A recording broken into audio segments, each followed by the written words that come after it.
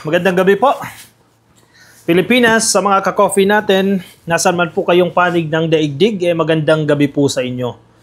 Ito, si Amy Marcos, talagang may pagkataksil ito sa, hindi lang sa kapatid niya, sa gobyerno ng Pilipinas. Natatandaan ninyo, nag-initiate yan ng investigasyon dyan sa Senado. At iniimbestigahan niya, bagamat hindi pa tumakbo yung investigasyon, may conclusion na sila, naging illegal.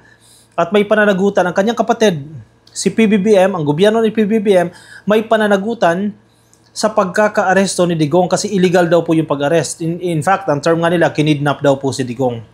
Habang hindi pa umuusad ang investigasyon dyan sa Senado, malinaw na sa kanila yan na may kasalanan si Marcos dyan. Kapatid niya yan, ha?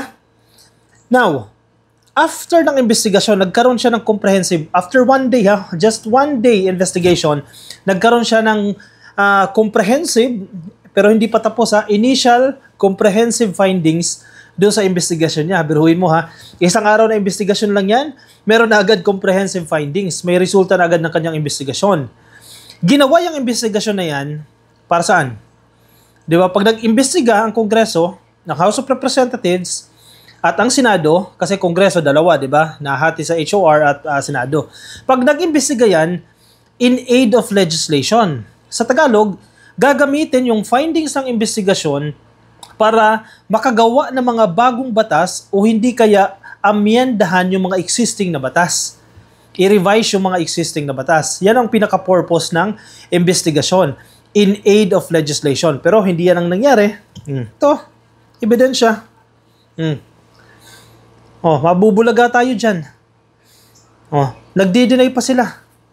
Duterte's lawyer wants to submit Amy's report to ICC. Gusto ng abogado ni Duterte, itong si Kaufman, na ipasa, hindi ko alam, syempre, bakit mo ipapasa yan, sa International Criminal Court, itong report ni Amy Marcos. Samantalang noon, nung lumabas yung picture na yan, na nag-shake hands pa, si Amy Marcos at si Kaufman, anong sinasabi ni Sarah? Sabi ni Sarah, walang kinalaman si Amy Marcos sa kaso ng tatay niya. Kaya niya lang sinasama si Amy, tandaan niyo pa, ang sinasabi ni Sara Duterte. Kaya niya sinasama yan dahil ang nagkulong kay Digong si PBBM, so gusto niya na si Amy Marcos din ang magsauli nito sa Pilipinas. Kaya niya raw sinasama yan. Ano to? Todo deny pa sila dyan Yung magkasama si Amy Marcos at itong si Kaufman, todo deny sila dyan.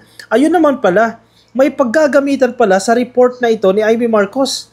Ipapasa nila sa ICC. Sige, mamaya natin pag-usapan kung may bearing ba yan.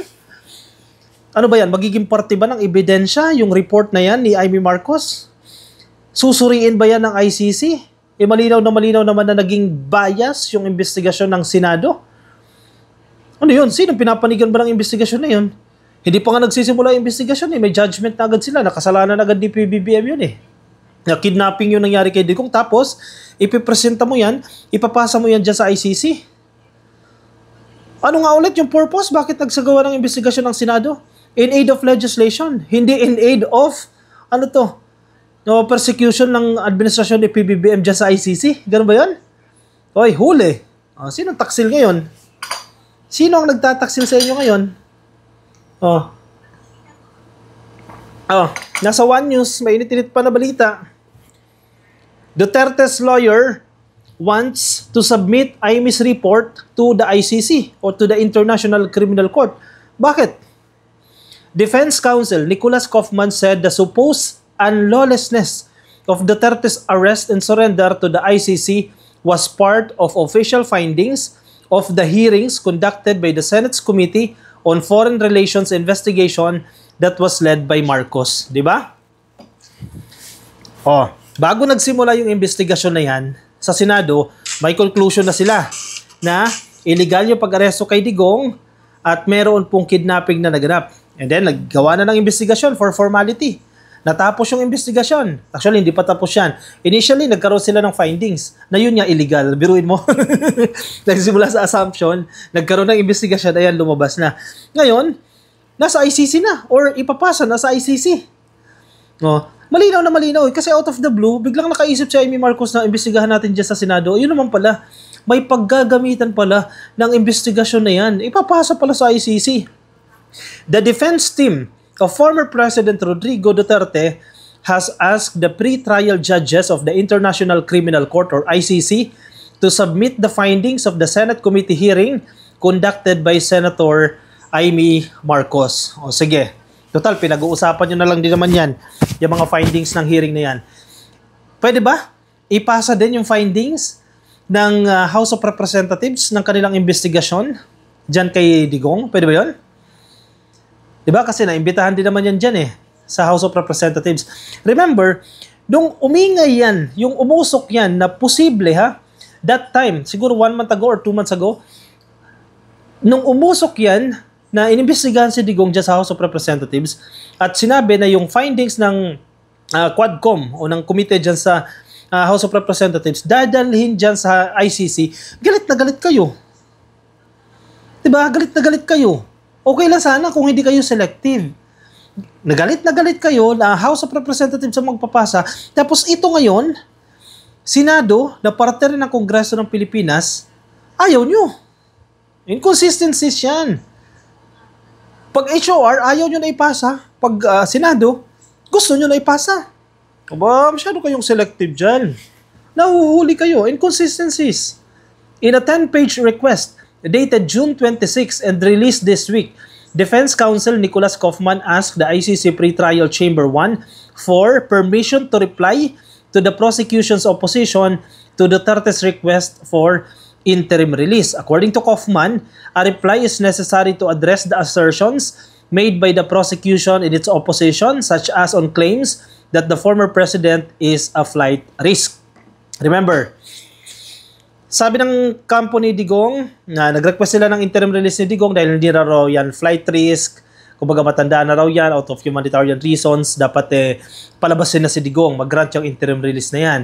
Nang una, pinalabas pa nila na hindi tumututol itong prosecution. Fake news pala. Diba? Few weeks after, naglabas ng statement itong prosecutors, itong grupo nila Conti naman, na tinututulan naman nila itong paggagrant ng interim release kay Digong. Tapos nag-request na naman yung kampo ni Digong na gusto raw nilang sagutin itong mga claims ng prosecution. Anyway, hindi matatapos yan. Paikot-ikot, pabalik-balik lang yan ka-coffee. Siyempre, hindi na naman papatalo yung isa, di ba? Mr. Duterte's refusal to submit to an unconstitutional arrest and his legal team's claim of extraordinary rendition have nothing to do with the recognized risk factors, sabi po ni Kaufman, di ba? Ang narrative nila, hindi talaga naging tama yung pag-aresto kay Digong. Yung term nila, unconstitutional. Ibig sabihin po ng unconstitutional, labag sa batas. Hindi tama, hindi dapat ginawa ng PNP yan, hindi dapat ginawa ni General Torre yan, wala dapat papel ang gobyerno ng Pilipinas dyan, unconstitutional nga, labag sa batas po yun ang pag-aresto kay Digong. They are legitimate legal arguments, sabi po ni Kaufman. Yung argumento nila kung bakit dapat i-grant ang interim release ni Digong dahil nga unconstitutional yung pag-aresto kay Digong. So valid yung kanilang reason bakit gustong palabasin si Digong. In their request to reply, if their request to reply is granted, Kaufman said the defense will produce documentation of the supposed unlawfulness of Duterte's arrest and surrender to the ICC. Huli. Mautak sila, di ba? If ever, dumating sa punto na yan, nasasagot na itong kampo ni Digong. Once na inalaw sila ng pre-trial chamber, na sige, sagutin nyo yan. Kasi ang argumento nila, unlawfulness. Hindi tama, labag sa batas sa pag-aresto kay Digong. Handa raw silang, kampo ni Digong to handa silang magpresenta ng documentation. Patunay na unlawful o hindi tama yung pag-aresto kay Digong. Handa silang magpasa. Ngayon, now it makes sense. Nagtutugma-tugma na. Kaya pala si Amy Marcos, madaling-madali dyan sa hearing na yan, sa investigasyon na yan. Yun naman pala ang plano, magiging attachment ka-coffee, kumbaga supporting document, yung findings, nilutong findings ng investigasyon ng Senado, grupo ni Amy Marcos, doon sa request ng defense. Gets? Nag-gets yung point, ka-coffee? So gagamitin o ginamit, hindi natin alam, feeling ko ginamit na, itong report na to, itong resulta ng investigasyon ni Amy Marcos, bilang attachment doon sa claims ng defense, sa claims nila to Kaufman, na unlawful yung naging pag-aresto kay Digong. Huli. Kaya pala ha, excited kayo ha, nagmamadali kayo ha. This, he said, was part of the official findings of the hearings conducted by the Senate's Committee on Foreign Relations Investigation that was led by Marcos. The committee's findings detail in full the overtly political motives underpinning Mr. Duterte's arrest and surrender to the court, highlighting a whole of government effort to bring down the Dutertes. Sabi po ni Kaufman sa kanyang ipinasa sa kanyang submission, no? Wow, wow, wow. Number one, sige. Check nyo yung credibility ng report ni Amy Marcos. Di ba? Kung ako ay parte ng pre-trial chamber ng ICC, no? Sino yung gumawa ng report na yan? I-assess mo, i-analyze mo. Sino gumawa niyan? Si Amy Marcos. Ano si Amy Marcos? Kakampi ng mga Duterte. Obviously, yung results will be favorable or was favorable to the Dutertes. Kasi sino yung gumawa ng report? Common sense. Sa tingin nyo, ang ICC pre-trial chamber walang common sense? ICC yan, International Criminal Court yan. Nakakatawa lang itong move na to. Diba? Bagamat tataas ang kilay mo sa ginawa ni Amy Marcos, pero medyo matatawa ka rin. Ano yun? Naghanap kayo ng attachment, naghanap kayo ng documentation, nagawa mismo ng kampo ninyo para suportahan yung claims ninyo. Huli, sa tingin nyo, ang ICC igagrant yung request ninyo dahil sa attachment na gawa ni Amy Marcos? Again, isang komite lang, investigasyon sa Senado lang yan, isang komite lang yan. Hindi ng Senado. Diba? Yung committee report na yan ay just a committee report, hindi report ng Senado as a whole or ng government ng Pilipinas as a whole. Oh, tingin na, hindi mapapansin ng ICC yan. Huwag kayong mag-alala. Yung mga galit kay Duterte, huwag kayong mag-alala. Hindi ganyan kabobo itong ICC. Alam nila yan.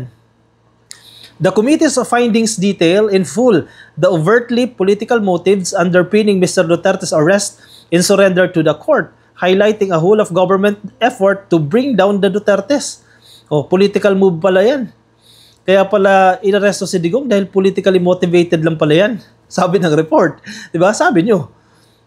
Ano yung biktima ni Digong? Ano nangyari sa mga biktima? Ano nangyari sa 30,000 na tinukhang nung panahon niya? Political moves pa rin ba yun? Ano nangyari sa minor de edad, sa estudyante na chinugi? Political moves lang yun? Hoy, yun ang sagutin ninyo. The committee's findings corresponded to counsel's utterances, namely that Mr. Duterte's arrest and handover were the result of political maneuvering designed to politically cripple his family. Sabi nila. Bakit? Anong paka ni PBBM sa mga Duterte? Bakit gagawin ni PBBM yan? Mapaghiganti ba ang presidente? Ginagantihan ba kayo ni President Marcos? Bakit gagawin ni PBBM yan? Presidente na siya. Tatakbo pa ba siya sa 2028? Anong posisyon? Pinakamataas na abot niya na. Anong motibo? Kayo lang tong nanggulo. Yung mga supporters ni PBBM, yan, binabalikan lang kayo. Kinakarma lang kayo. ICC Deputy Prosecutor Mame Mandia Niang. Wait, tama ba yung pronunciation ko? Mame, M-A-M-E. Mame Manday Niang earlier cited claims of Duterte's family and supporters that the former president was kidnapped as a reason why his continued detention is necessary. Argument nila yan, na kinidnap daw si Digong. Ganun ba yung kinidnap na naghintay muna ng ilang oras? Di ba? Kasi pag kinidnap ko, sakay ka dito sa van. By definition, ganyan dapat. Oh, saka nakakita na kinidnap, wait lang. Huwag niyo muna akong dalhin. Wait lang. Umabot pa ng ilang oras dyan sa Villamor bago siya madala. Kidnapping ba yun?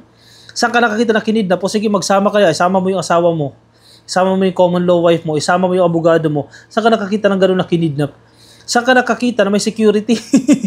Kinidnap. May security. May kasamang doktor sa chartered plane papunta ng The Hague. Saan ka nakakita ng gano'n?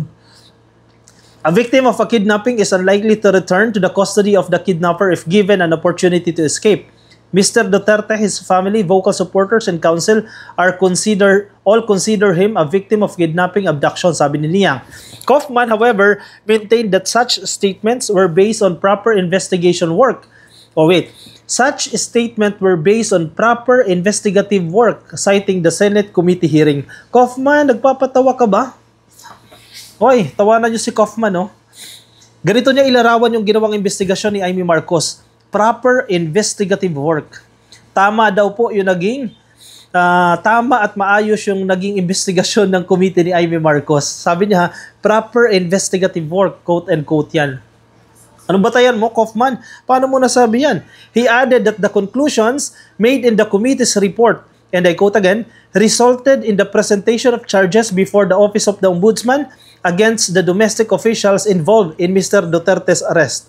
Now, tira mo ha, napakababaw ng argumento ni Kaufman ha. Nagresulta daw po ng presentasyon ng charges sa Ombudsman. Kasi nagpunta si Amy Marcos sa Ombudsman, di ba? I-presenta niya yung report niya.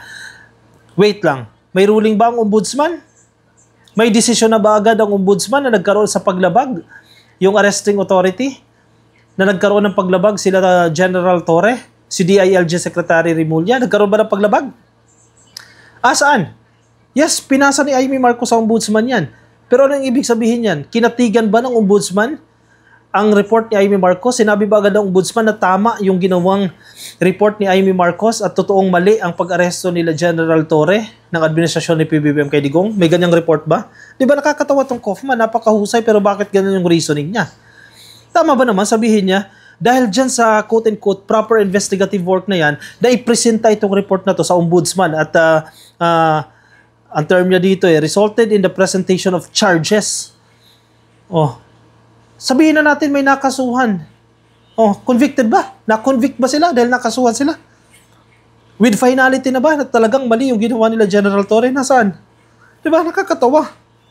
Kaufman earlier met with Marcos during her visit to The Hague. He confirmed requesting for the meeting, praising the work done by Senator in leading the committee hearing. Yun naman pala. Pinupuri pala ni Kaufman itong si Amy Marcos. Nang una, deny pa sila. No? Walang kinalaman si Amy Marcos dyan. Walang kinalaman na yan. Lumalabas ng katotohanan. Yun pala, may motibo. Dalhin yung report na yan ng kanyang investigasyon sa Senado, dalhin sa ICC. Anong gagamit? Anong gamit? Hindi ko maintindihan kung anong klaseng gamit ang paggagamitan ng investigative, proper investigation work na yan. Paano makakatulong kay Digong yan. Anyway, discarded nyo na yan, pero nakakahiya dahil nagiging mababaw yung kanilang argumento dyan. No? Tayo, hindi man tayo abogado, pero matatawa ka dun sa mga reasoning Di ba? Nagkaroon ng attachment Talaga gumawa muna ng sariling investigasyon. Kunyari, para magkaroon ng attachment doon sa claims nila. Ay nako, huli na kayo dyan sa ginagawa ninyo. Sige, i-komento ang inyong opinion, reaction. May mga gusto po kayong sabihin dyan sa Facebook, no? Lagay nyo dyan sa comment section, no? Facebook, YouTube. Yung mga nasa TikTok, subscribe, Facebook, like, and follow. Magkita-kita tayo ka-coffee, no?